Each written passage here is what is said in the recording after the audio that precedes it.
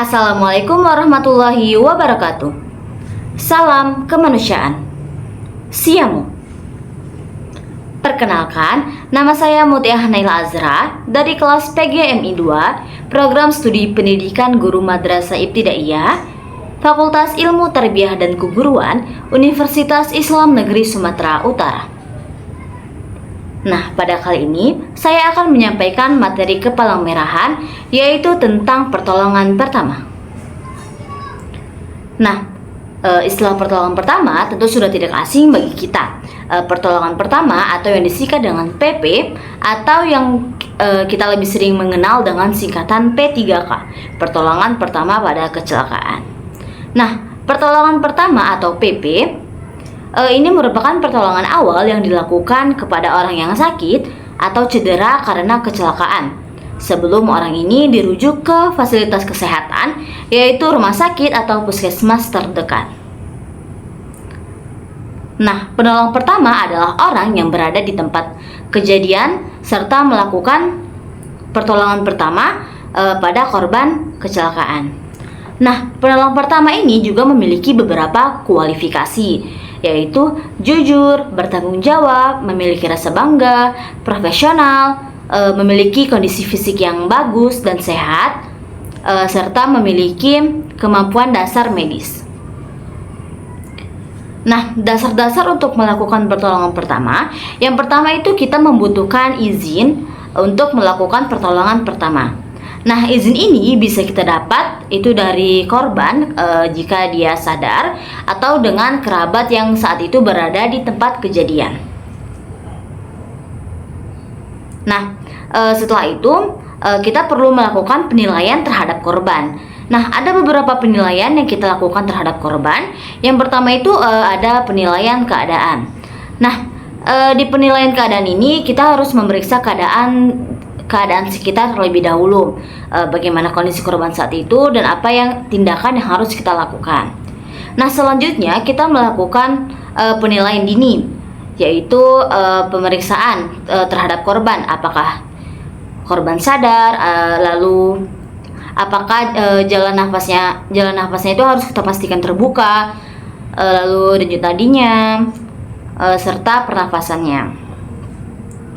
Nah, selanjutnya kita melakukan pemeriksaan fisik. Nah, pemeriksaan fisik ini itu melibatkan penglihatan, pendengaran, perabaan, dan lain sebagainya. Untuk tindakan lebih lanjut, pemeriksaan fisik itu harus dilakukan dari ujung kepala sampai ujung kaki. Jadi dari kepala, wajah, tangan, badan, kaki itu harus diperiksa lebih lanjut. Nah, selanjutnya pemeriksaan denyut nadi.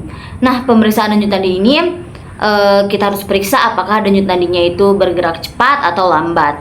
Nah, denyut nadi ini dapat diperiksa di 4 tempat, yaitu leher, lalu pergelangan tangan, lengan atas, dan juga di lipat paha.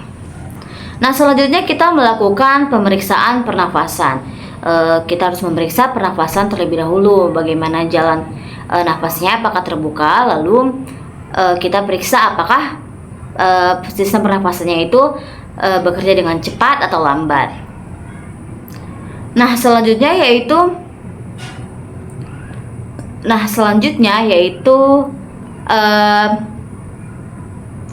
pemeriksaan korban,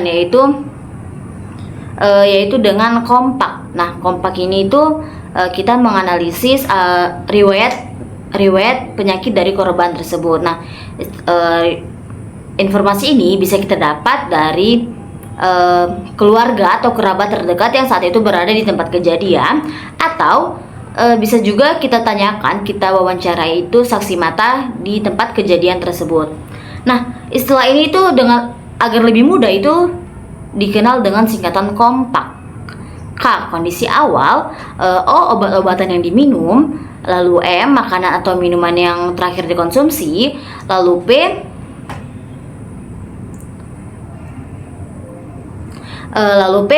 penyakit yang diderita oleh korban, lalu A, alergi yang dimiliki oleh korban, dan yang terakhir itu adalah K, yaitu kejadian di tempat kejadian kecelakaan.